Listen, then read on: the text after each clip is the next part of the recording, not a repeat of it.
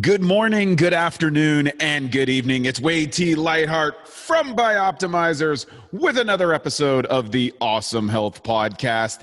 And I have joining us from way down under, it's early in the morning over there, it's in the afternoon here, and it may be the evening where you are, but we have none other than Kate Galli to join us today on the podcast. For those who don't know who Kate is, she is relentlessly focused on creating a fit, strong, healthy, compassionate vegan world.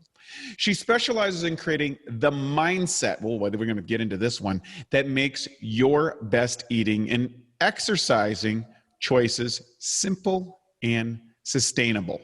We're going to dive into some of the way that she got into it, but bottom line is Kate is a master personal trainer, life coach, NLP practitioner, and has also completed the eCornell plant-based nutrition certification program.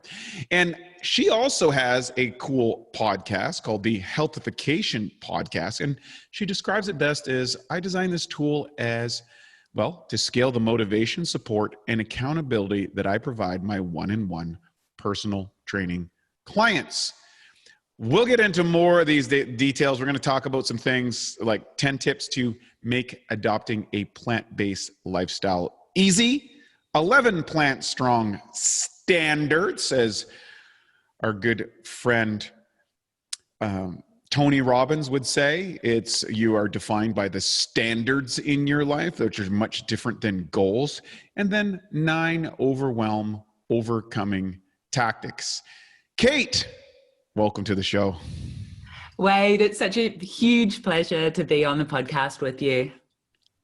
Great to have you here. Thanks for getting up so early to be on this. So let's go maybe into your background. I think there's a lot of people, and I had to overcome this stigma early in my career because I've been a plant-based guy since I haven't eaten any flesh since 2001.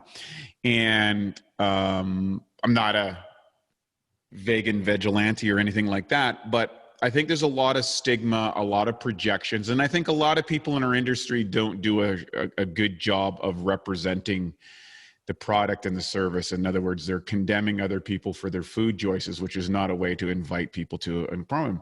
What are some of the, how did you get involved into this plant-based lifestyle? And of course, if you go to her website, which is just, you see the pictures of what's possible and the physique that you're able to create on this, it really smashes a lot of myths to be this fit, this healthy, this vibrant, and to do so on a vegan diet. How did you get started in all that? I guess I turned vegetarian first at the age of 16, which is, 27 years ago. And that was for ethical reasons. I didn't want anyone dying from my food choices. And I didn't do it all that healthily from the get-go, actually, to be honest. And I got into fitness, in my late 20s, actually. And at that point, I'd kind of nailed, after a couple of decades, I guess, I'd nailed how to be vegetarian and lean and strong and fit and healthy. And I hadn't really come across the whole vegan side of things at that point. I think, I guess to backtrack a little bit before I got into fitness, I did some fundraising for charities, amazing charities like Greenpeace and the World Society for the Protection of Animals. And, I worked 5 years in that sort of job, and I probably felt a little bit of incongruency so far as, hey, I'm vegetarian for the animals, but, maybe there's a little bit more exploitation happening behind the scenes that I'm not aware of. But let's not look at that, because I'm pretty happy with how my health is traveling right now and all that sort of thing. And it might be hard or restrictive or unfun to, eliminate even more food products from my diet. That was my mindset. Going into my 20s and 30s. And then only 4.5-5 years ago, I watched Cowspiracy, as so many people did. And I had that big click that, hey, there is so much more to it. There's so much that's been hidden from me that I've been ignorant of. And that was when I made the transition to full vegan, 100% plant-based. And to be brutally honest, I thought I would be sacrificing my own health and fitness and vainly my physique. I thought I'd be letting all of that go for the ethics, for the 100% vegan lifestyle. And I was completely wrong. It wasn't hard. It wasn't restrictive. As you pointed to, there's so much deliciousness on my website, and I'm a lazy cook and I'm not skilled in the kitchen, but I've kind of built up a repertoire of delicious recipes by following some amazing people online. And so I guess I've seen every angle. I've been the meat eater that absolutely loved the taste of meat and everything else. And I've been the veggie that found it pretty restrictive, but finally after 2 decades, learned how to kind of sculpt the body I wanted and the fitness I wanted. And then most recently, I've been vegan, and I'm not lying when I say it's the easiest and the most delicious and joyful of all the approaches. And even more so, it feels the most congruent. There's no pressure so far as, what's behind the scenes that I'm possibly ignoring, that I don't want to look into because it's going to force me to take some actions. It's absolutely the most congruent approach for me. And it's a constant battle. I'll be honest with you. It's a constant battle not being that preachy vigilante vegan. Wait, that's probably my heart. I'm probably an animal rights activist at heart. But as you said, it's not the most effective approach to be super judgmental. Yeah, it's one of those things that's really an interesting fine line, because it's, I've when I went to a vegan lifestyle in 2001, I did it as an experiment for 2 weeks, and then 2 weeks more happened. And then I went another month, and it was at 2 months. I was like, okay, I guess I'm done with that. And for me, it was a relatively easy transition. Now, maybe that's my genetics. Maybe that was my psychology. Maybe it was because of my meditative practice. Who knows what those factors are? And I do know that a lot of people struggle, even though emotionally or ethically they have that drive to do so. I was in a relationship with a woman who made a really strong attempt to do that, and suffered physically from it, but then she kind of digressed back. And I remember it was a challenge within my own relationship. It was a challenge within my relationship, as here we were on a plant-based program, and then her health started degenerating, and she went to an animal-based one. She started taking animal products. But for me, there was a certain, and I think for her too, there was a disassociation that happened in the relationship. And I think it was good for me to experience, because it really made me realize some of the emotional and social dynamics that come out of these components.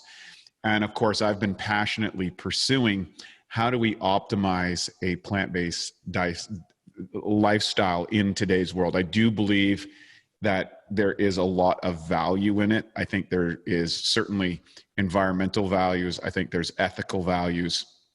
I think there is also some very distinct health advantages if it's done right. But I think you alluded to this really early in what you're saying, and I want to have this for our listeners, and that is, when you started out, you weren't doing it from a healthy. And I think that's part of the stigma around plant-based diets or vegan diets or vegetarian diets. We'll categorize, we'll broaden that thing. I went all the way to a raw food diet, right? I didn't even eat cooked food for 2 years. Is that oftentimes when people translate, maybe they've got their fitness program, say, I'll go from my background. They've got their fitness program out. They've got their macros, this much protein, this much carbohydrates, this fats. They try to make the plant-based jump. And I always try to say they apply a meat-eating mentality to a vegetarian-based diet, and it's almost always a fail. You end up in the vegan junk food section and out of control eating. What were some of the obstacles that you had early on when you're making that transition? Of course, that was a lot, it was a long time ago, and we didn't have the resources and availability and all the stuff that we have now today. What was some of those challenges that you experienced? So Veggie first, the challenges were probably my ignorance, to be honest, and I just focused on what I needed to eliminate as opposed to everything I was cutting out, all the animal products, as opposed to what I was adding. So my advice very strongly now is to focus first on the diverse range of foods that you're giving your body. So it's coming from a working with your body and an abundance type mindset, and all that, the diversity and the macronutrients and micronutrients that you're giving your body rather than everything that you're missing out on. So I didn't do that. I was just all about everything I wasn't going to eat. And then later when I transitioned to vegan, I had a point to prove because I worked in a gym by that stage. I'd worked in a gym for a long period of time. I worked with mostly male personal trainers who, Wade, you'll relate to this, were huge proponents of the keto diet. And they'd kind of they were just assuming I would fail. That, one of them said, "Oh, goodbye, lean muscle mass." They were waiting for me to fail. And I kind of had a point to prove, that I wasn't going to be this weak, sickly vegan, that I would be at least as strong and fit. So at that point, I hunted down all the micronutrients that I knew I was eliminating with the additional animal products, with the dairy and eggs that I was leaving. I hunted them down. And I guess to get back to your point of a mistake, initially I was all about the micronutrients and the perfect whole food plant-based meal. I tried my very hardest to make it low carb and high protein because that's what I'd been doing as a veggie. And I had the perfect meals, but they weren't amazingly delicious. They weren't super joyful. And so over the past few years, I've focused on making those foods, yes, like nutritionally high value, but also super delicious as well, because that's the only thing that's sustainable for me. And I found in my activism, to bring it back to that activism, it doesn't matter how knowledgeable I am about why you should become plant-based or vegan. The most effective thing is actually just to lead with delicious food. Very, very good point. I'm very fortunate. I live just a couple blocks away from one of Matthew McKinney's restaurants, who's one of the premium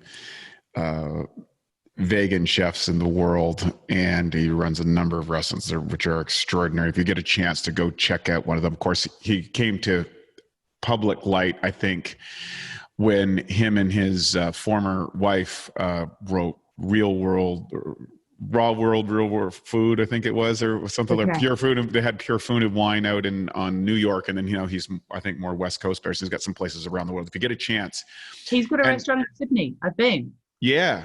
Alibi, Woolloomooloo.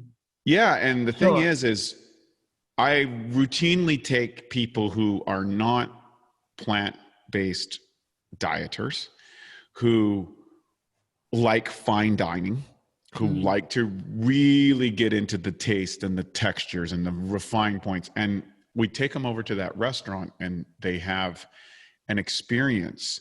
And I watch how the light bulb goes off, because so many people in the culinary arts world don't believe it's even possible to get that. And what I always say is, well, that's because you have a sample core of millions and millions of people and millions of chefs probably who are working within certain constraints, and they haven't had the time and experience to kind of work in these other food possibilities or these kind of standardizations. And of course, Matthew's breaking that ground with his chef school, culinary schools, and there's a lot of spring ups and spin-offs off that. So he's doing a great job inside of that. Hope to get him on the podcast soon. But when there's two factors. There's the taste factor. There's I'm going to eliminate, which I think that's a whole other rabbit hole. We'll into that in a second. But there's the taste factor, but then there's the functionality. So we have aesthetics, performance, and health. So yes, there's a performance thing, or a health component, but I want to look a certain way. And so many people believe that I can't be lean, I can't be ripped, I can't have that, a physique that shines on a cover or on a stage or on a bikini in a beach. But you've overcome that. What were some of the key elements that you've learned in regards to that? I guess, as I said, like hunting down the micronutrients that I know you need to be aware of with a vegan diet, with a Could you plant-based. give us some examples for that, Yeah, please? of course, of course. So the common ones are like your iron and your B12 and your omega-3s and zinc. There's like calcium. They're kind of the common things to look out for. And initially, I kind of like went down the whole list of where would I find these foods and how much do I need on a daily basis and how do I incorporate this into every single meal. And that took a bit of time, and I don't expect everyone to do that. And I've probably chilled out a little bit. And definitely there are a couple of supplements you should take, B12 being one, and algae-based omega-3s probably being another. I'm not as pedantic about getting all those micronutrients in every single meal now, because I think more, as one of my previous podcast guests, Dr. Will Volsevitz, the gut health MD, says it's more about plant-based diversity. So if I'm kind of, eating the rainbow, that's a cliche, but if I have huge diversity in my meals, that's going to be really advantageous. What are some of the other things that I did? That was the question, wasn't it? How did I overcome? Partly, and then we're going to ask the next one, which was kind of where you're coming from, the training background and the ketos. And that's the big Yeah. question that every vegetarian, where do you get your protein? Yeah. God, that's the easy one, right? So much protein, it's out of control. I think a lot of it is actually doing your due diligence so that you're not blindly following the propaganda that's put out there by mainstream media, large animal agriculture, the other interests, I guess. There's so much propaganda that I used to believe, where do I get my protein, that sort of thing, that I'd fade away or be skinny fat or whatever it would be. I spent a lot of time seeking out mentors online that I respect, who have the qualifications I don't have. Your people like your Dr. Michael McGregor and your Dr. Neil Barnard, and you're seeking out these resources, so I knew what I needed to look out for and where not to waste my energy, because it has to be easy, right? For it to be long term, it can't feel like a part-time job, how you're planning your food and your exercise. It needs to be something that is sustainable and that you're consistent with. I guess that's another thing that worked for me. I just brought forward everything that had worked over my years as a vegetarian. And that's the consistency with the food prep. It's the consistency with the training. I mean, we can make it as complicated or simple as we like, right? But often it's the unsexy things like the consistency and the meal prep that works so far as those results. You make a great point. What did you notice when you made that transition and you're in that motivation to prove people wrong? What were some of the shifts or changes that you experienced, that both perhaps on the negative side, but also on the positive side, that you found that was working well for you? I think I was really lucky because I came from primarily a whole food vegetarian-based diet. So I know a lot of vegans, initially they might struggle with some gut situations and some bloating and that sort of thing, as their microbiome kind of evolves and adapts and learns to deal with like an influx of high fiber food. I was pretty lucky in that regard because I was eating so much fiber anyway. So that was kind of cool.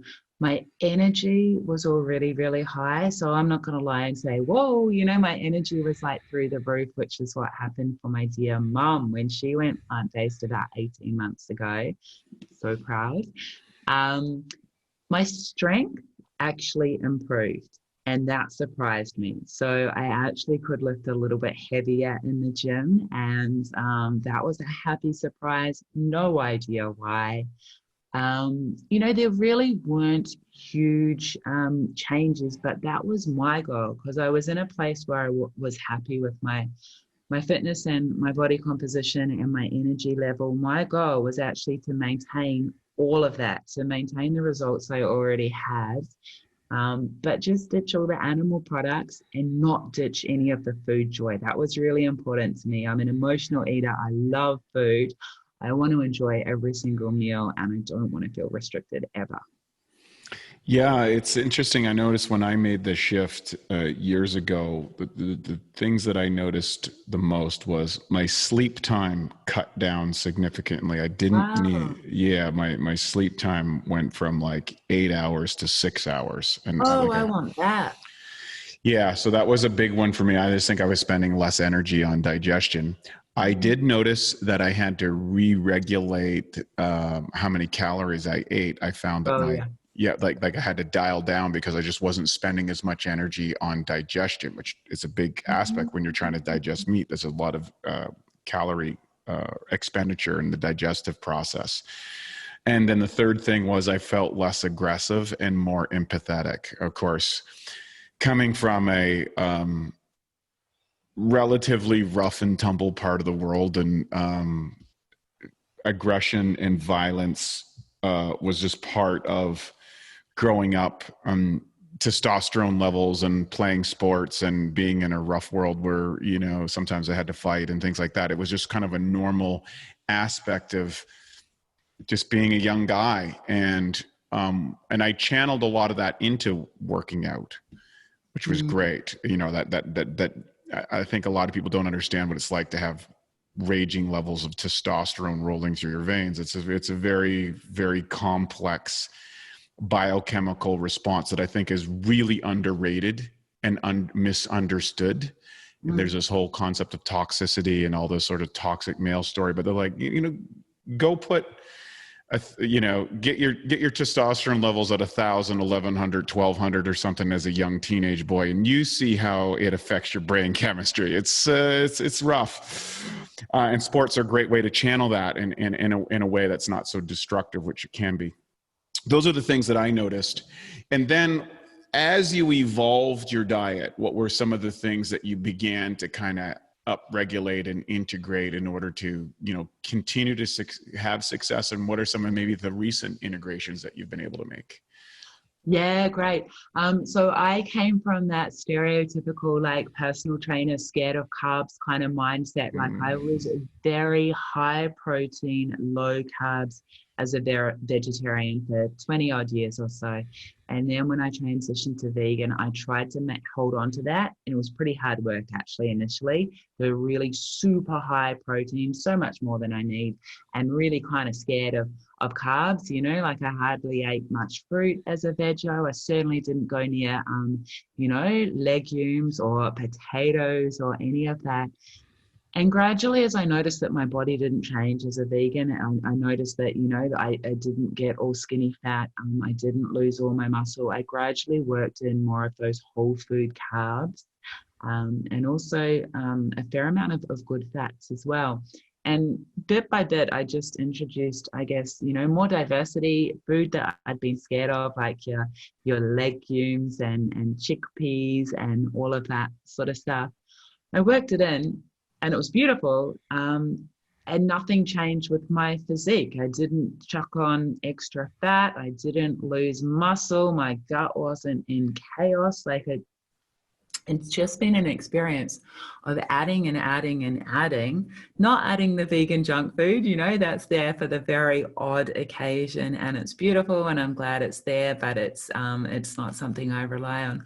But yeah, just adding more and more whole foods, stuff that I'd steered clear of for maybe 20 years, with only positive results. Really, really great. What's it been like working as a professional in the fitness industry as you know, a vegan coach, and, you know, people coming to you? And are you attracting people who want to make the transition, or are you attracting people who are surprised that you're doing that? Or what's the typical client that's coming to you, and what's their experience around that? Do you know, I love it so much because as much as I want everyone to be vegan, generally I'm the only vegan in the space, and I do wear my singlet at work every day that advertises it. You know, I think always be advocating for the animals. So, you know, before I was vegan, when I was veggie, people would often make comments in the gym so far as how I trained, and that's, I'd get compliments a bit. And so I figured now that I'm vegan and it's you know, it's still unusual. It's a perfect opportunity to always be advocating, to let anyone who might be looking at that girl doing unassisted chin-ups or whatever it is, you know, to let them know that, hey, she's plant strong. You know, I'm fueled on plants.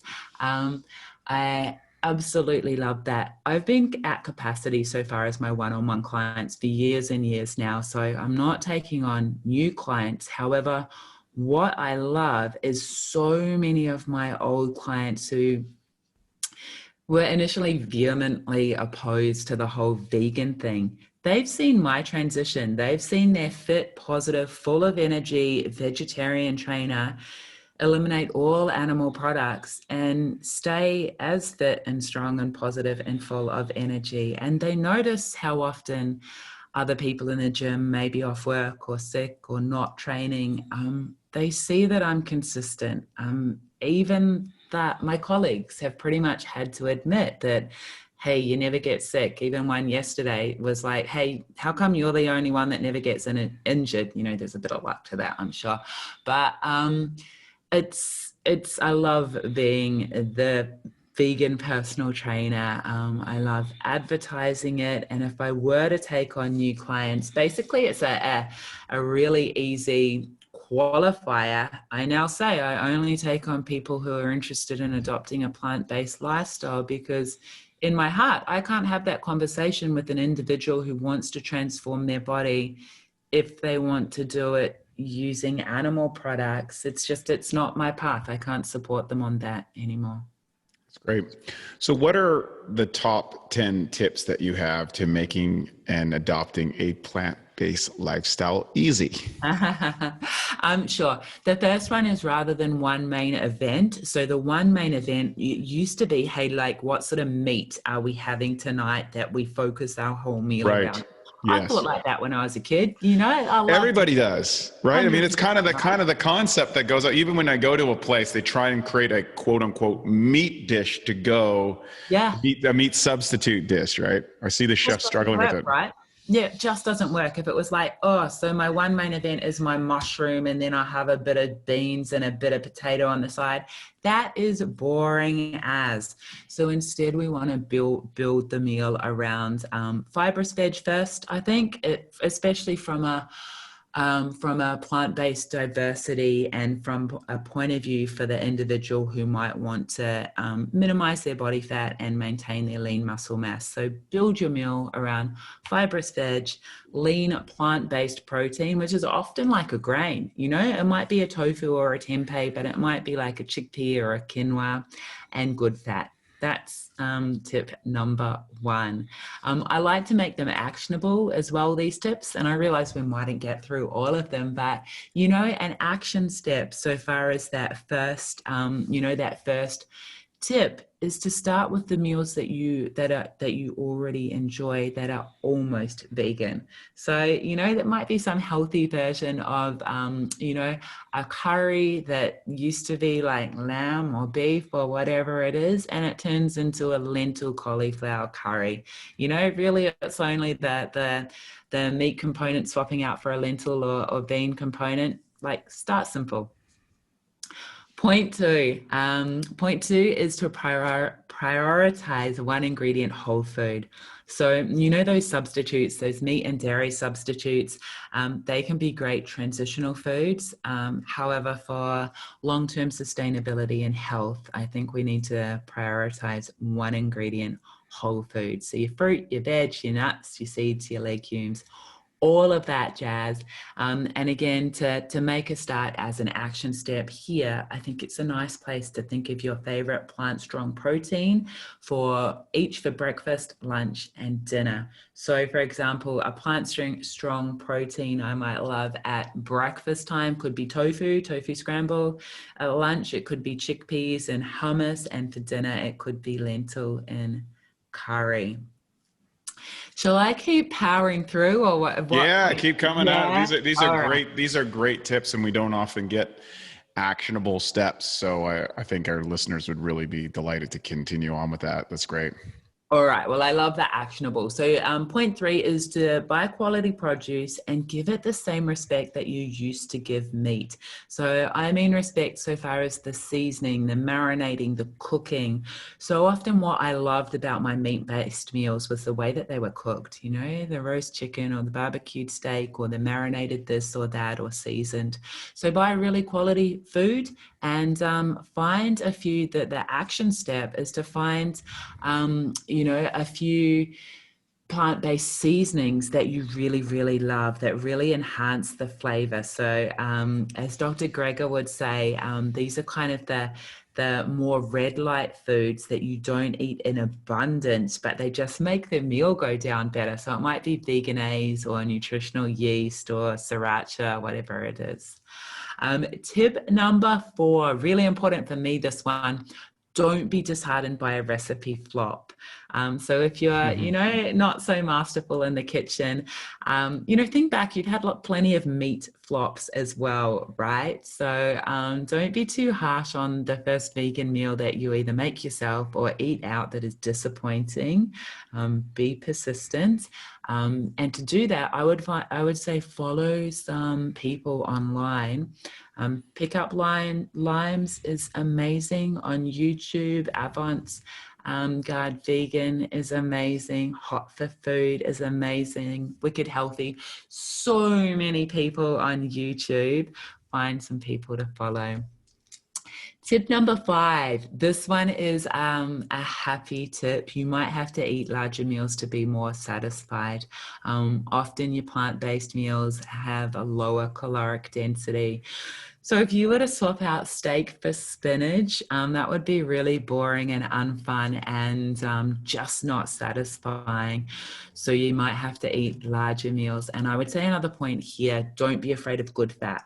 I used to be terrified of fat when I was a skinny fat little teenager, and your good fats, so I mean your nuts, your seeds, your avocado, you might have to add an abundance of that.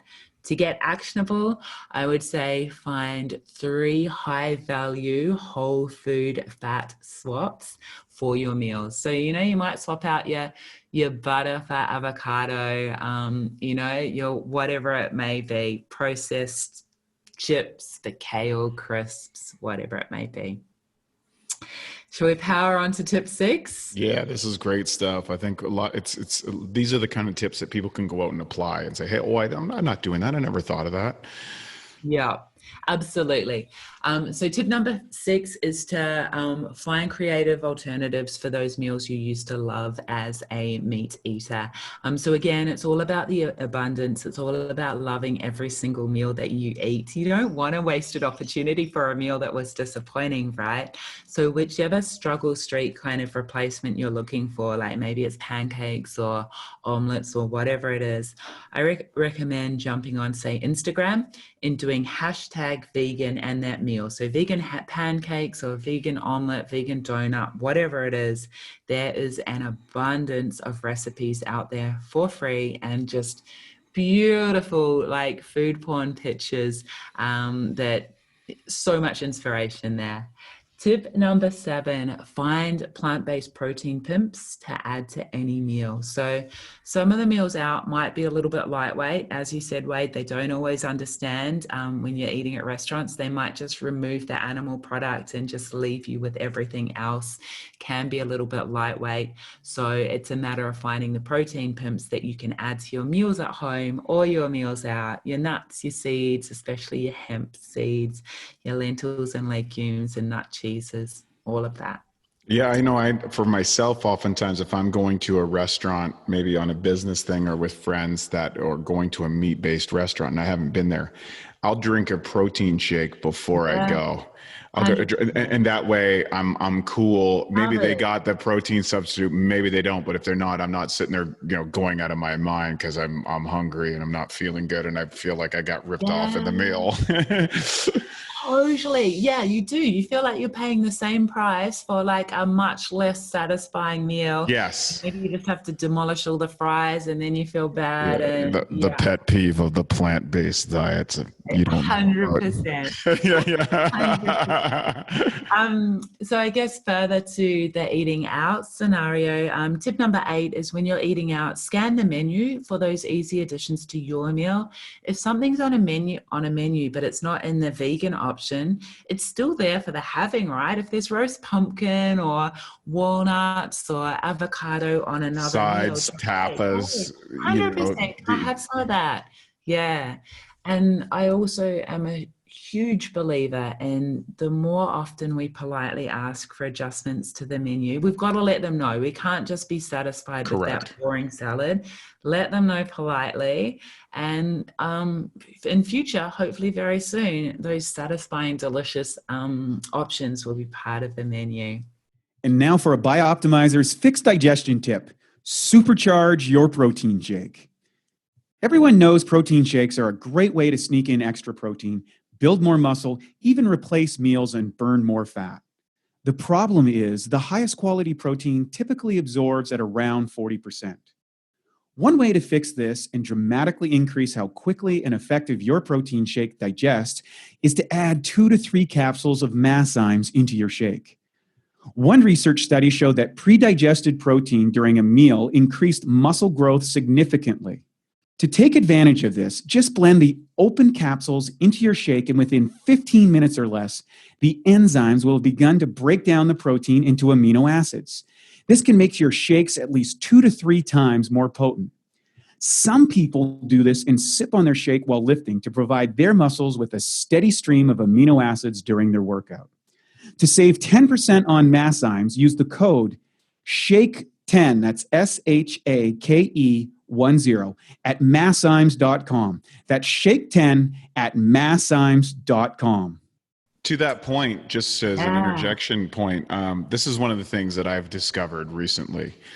And well, not recently, maybe a decade or so, as I would go out to nice restaurants again, you go out to these events and there's all the people and they want to go to a fancy restaurant and stuff. And then I would say, hey, look, I don't eat flesh or meat or anything like that.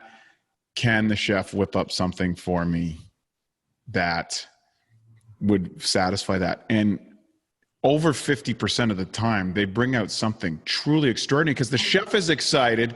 The chef is Yeah. excited to do something different than their regular fare, and they create this beautiful thing, and Yeah. everybody's like, "Oh, wow, what is that?"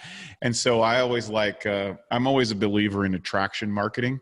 For sure. Let's just be soft on the intro, but the magnitude of what's happening happens on that experience. Or when I go to Whole Foods before COVID or Erewhon, I would make these ginormous, beautiful salads. And every time I'm in line, someone's like, oh my God, that salad looks so good. There's an instant response Yeah. because they've never made a salad like that. I make these rainbow salads, as you alluded to earlier. Continue on with these points. These are great. So true. Um, The last two are my favorite, actually. Point number 9 relates to the more certain you are of your choices, the more certain your loved ones will be. One of the hardest things about adopting, I would say the only hard almost thing about adopting a vegan lifestyle, is the pushback you get from loved ones. Mm-hmm. It's interaction with non-vegans. However, the more certain you are of what you're choosing and why you're choosing it, the more they will respect that. We teach other people how to treat us. So if I say yes to that dessert that's got egg and butter in it because, my mum baked it for me prior to her being plant-based, and, it's like such an insult to her for me to not have it. The more I say yes, she's going to keep doing it. She's going to keep tempting me, keep not respecting my decision because I'm weakening. And so anyway, certainty is point number 9. And as an action step there, I would decide on your action, decide on your strategy before you're in that situation. So before you're at your best friend's house and there might be cake, or before you're at your grandma's place and she might have made something you don't eat. Decide what you're going to do and decide how you're going to communicate that effectively without judgment. Tip number 10, maybe the most important tip, is everything counts. Move at your own pace. There's no such thing as failure or a bad vegan. Absolutely everything counts. And I would say further to that, I guess that the action step is to seek out the mentors, the people to look up to who are living the happy, healthy lifestyle, who have the solid medical advice, the athletes, whoever it is. Seek out the mentors, and B, get really, really super crystal clear on your why you are doing it. What is the compelling why, whether it's ethics, environment, health, whatever it is. Because as with any huge lifestyle change, there are going to be struggle street times. There is going to be social inconvenience. There is going to be pressure. So most important, you need to be really clear on why you're making this lifestyle change. Really, really great tips. I think that was well thought out and a lot of experience going behind those things. One of the things that I think we've kind of danced around, but I think it's important to dive into, and that is your approach to mindset. Mm-hmm. And how would you categorize what mindset means to you, how you go about it, how you teach it, and how you apply it in your own life? Yeah, for sure. Mindset is everything. It either makes everything harder or everything easier. As I said, the way that you think can make your best eating and exercising action simple and sustainable. That's my goal. Or it can make it all absolutely a constant struggle. You can constantly fight yourself so far as the actions that you need to take to get the results or the goals that you're striving for. Or, hey, you can just make it fun and simple and sustainable. And that is my approach. And obviously it's a constantly evolving process. There's always something I'm working on. There's always something I'm struggling with. And I think that's really, really normal. However, there are so many tools that we can use so far as our mindset. And I think it's one of the good things with age as well. Often it's kind of said that staying in great shape is harder as you get older. And, I'm in my 40s now, and people told me in my 20s, oh, that's all right because you're in your 20s. But once you hit 30, and then in my 30s, they were like, well, that's all right, you're in your 30s. But once you hit 40, then it will be so hard.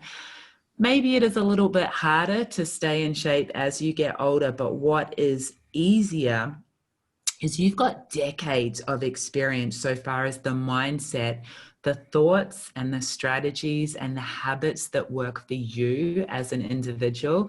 Like, what do you respond best to? And that's why I'm such a huge fan of leading with mindset first.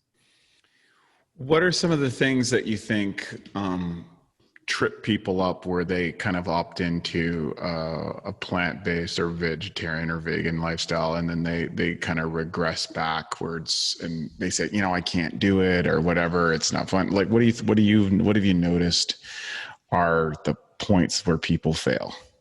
Yeah, gosh.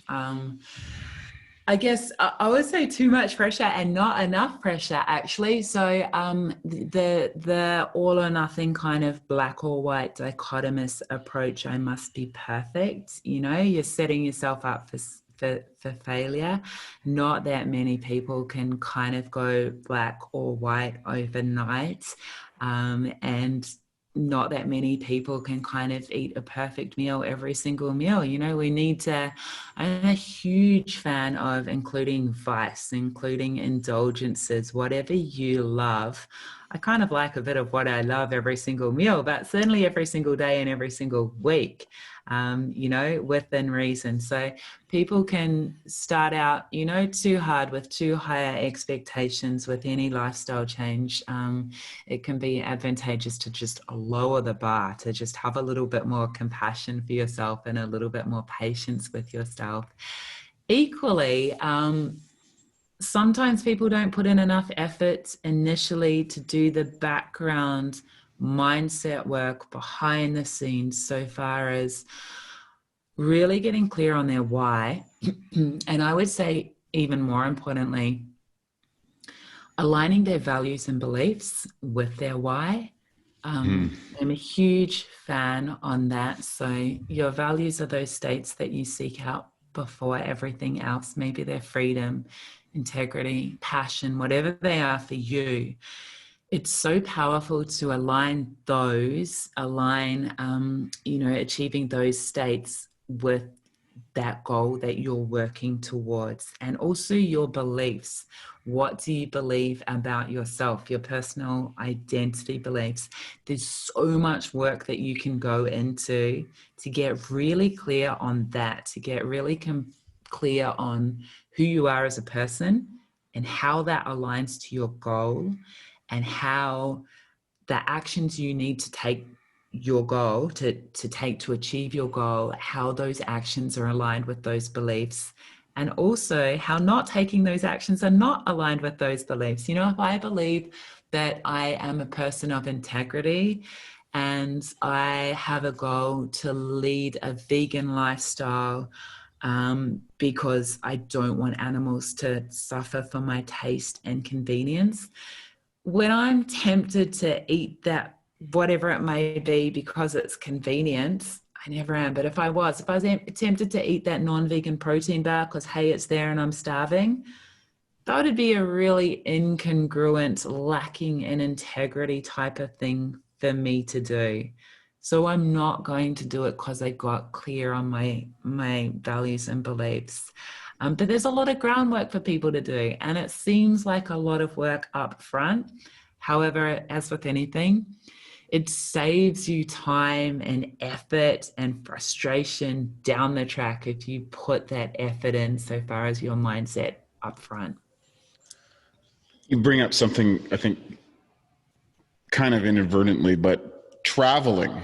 How do you manage traveling on a vegan lifestyle? Like, because that's a big factor for a lot of you. You go to resorts or you go to places and there's nothing, or certain countries, just forget about it. What are the things that you do when you're traveling to prep yourself in order that you can get the food that you need, particularly the high quality? Like, you can get low quality vegan, but high quality health promoting vegan lifestyle. Yeah. I think, again, it comes down to standards to a degree, and getting really clear on what your standards are and what you will accept and what you won't. So I'm pretty locked and loaded on what I will and won't eat. I'm not really going to be tempted, and luckily I don't struggle with being overly polite. That's one of the mistakes that new vegetarians and vegans can make, where they're too polite to kick up a fuss. I'm not too, I'll politely, you know, say, is there another option here? I don't mind being the odd one out. But further to that, I'll take the time to do the research prior to traveling. So jump online, see what's going to be near your destination. If you're not staying with family and friends, if you're staying at a hotel, try and get one with, you know, like a mini fridge and, you know, at least a kettle, and find out where the nearest, whatever it may be, Whole Foods supermarket where you can do a little shop. It's going to be healthier and cheaper and often, you know, more delicious. Find what plant-based restaurants are nearby, or more so what restaurants might have good options. You know, it's fun finding the new foods that you can try. Know that when you go to those restaurants, it's not rude to ask for an adjustment to the menu. You're letting them know what there's demand for, right? You're doing them a favor. Be really polite, be really appreciative. I used to. So as I mentioned before, the most of my travel that I do is home to see my parents in Queensland. And Dad used to work in a meat for a meat business. He used to own a meat business, and he's still vehemently opposed to the vegan lifestyle. But Mum was very staunch with as a meat eater as well, I think to support Dad. And she became plant-based about 18 months ago. So the first few years when I'd go home to visit them, I would take mini packets of my pepitas, my hemp seeds, my protein powder, my spirulina, my nutritional yeast, like all of this stuff, like half my suitcase. All my carry-on would be all these protein pimps and high micronutrient value, easy to transport foods that I would take with me. So I recommend that. That's good if you can. Now I don't have to. There's an amazing vegan pantry at home, thanks to Mum. So I'm very, very lucky. But yeah, there are a few of the tips so far as your travel, but I would say it does start with your standards, like what you're willing to tolerate. Know that you're the only person in charge of what you put into your body. So it's not selfish or stubborn to not be open to consuming some food. It's aligned with your values and your beliefs. Some really insightful information for our listeners who are making that shift and the kind of transitions that you have that naturally occur. And of course, eating is a big social occasion, and of course is navigating the delicate social interactions that happen in a way that's positive and upbeat. You did it very eloquently. Before we wrap up, I got a couple of things. What's your favorite plant food, would you say, or plant-based meal? And then what would you say is your favorite decadent thing that might not be what people would expect from you? I love a variety. So like my last meal, my favorite meal, it would have to be a variety of some beautiful kind of crispy plant-based burger, made from scratch, not like a bought one. It'd be like some mushroom and black bean type burger, and it would have some crispy type of roasted smashed potatoes or something like that, and it would have some huge plant-based salad with lots of leaves and an awesome dressing and maybe some seeds and macadamia cheese and roast pumpkin, and it would be huge. And then I'd go back for seconds as well. I want that right now. Oh, how good, right? Yeah. The decadent meal, I'm more of a savory person than a sweet person, but I really do love some of the amazing plant-based pancakes that you can get. So huge pancake stack. It's going to have lots of fresh fruit, and often here in Sydney, down by Bondi, you get the cocoa whip with it. So your pancakes, your fruit, your cocoa whip. That's pretty good. That's pretty good choices there all around. Let me ask one other aspect before we go in. That is, what's your fitness routine? How do you stay in such great condition? I'm lucky to work in a gym, so and weights is my love. I love lifting weights. I'm not so much a cardio girl. I walk every single day, and I lift weights. It used to be 6 days a week. In COVID, I was in lockup in Queensland, or lockdown in Queensland for 12 weeks with access to only a really cumbersome 20-kilo kettlebell, nothing else. And so I did a lot of body weight routines, and that nearly killed me. So I'm very excited to be back in Sydney, back in the gym, and I'm trialing weights just 4 days a week. So about 4 hours a week of weights and walking, and that is it, because I am just not a cardio queen. I'm with you on that one. I went through the lockdown, and we're still in lockdown in Los Angeles. It's open up a little bit. I actually exited to Sedona, but now I've built a gym on top of my house here at the Bioptimizers. So I'm training outdoors with the power rack and dumbbell sets and the whole 9 yards here. So if you ever come out to California, you have to come by the Bioptimizers. We'll do a good old weight training program. Amazing. And I think I'd love that. Yeah, I think for particularly it's now becoming much more vogue, and that is weight training for women, and how it is the best way. Bar none, there is no better way to maintain your shape, your curves, the aesthetic pleasingness, and also your strength from a longevity and performance side. And yes, you can do this on a plant-based diet. You're a living example of that. Can you reach out and let everybody know where they can find you, how they can connect with you? And then, of course, any final words that you'd like to leave our audience as something that you would like to kind of communicate to everyone, all our listeners today. Amazing. Thank you so much. Best place to connect with me. Your listeners obviously love podcasts. So Healthification is my podcast. Search Healthification wherever you listen to podcasts. Website is strongbodygreenplanet.com. There's heaps of plant-based deliciousness and mindset-focused short actionable posts. And I'm Strong Body Green Planet across all the socials as well. Love it. Any last words for our listeners? I would say compassion. This is something I work on myself, with myself on a daily basis. So to your already vegan or plant-based listeners, you have so much compassion for the animals. Thank you. That is amazing. I would urge you to have compassion for yourself as well. It's something that we can struggle with. There's so much heaviness with the knowledge of the cruelty that humans might inflict on animals, and it can be hard being a vegan living in a non-vegan world. It's really important to prioritize self-care and compassion. To your non-vegan plant-based listeners, thank you so much for those of you that have listened this far. You have an open mind for listening this far, and I really appreciate that. Please know that I'm here for you if you have any questions, and please know that everything counts so far as any changes you make to your lifestyle, and it is not as hard as you might expect. In fact, it is so much easier than you might expect.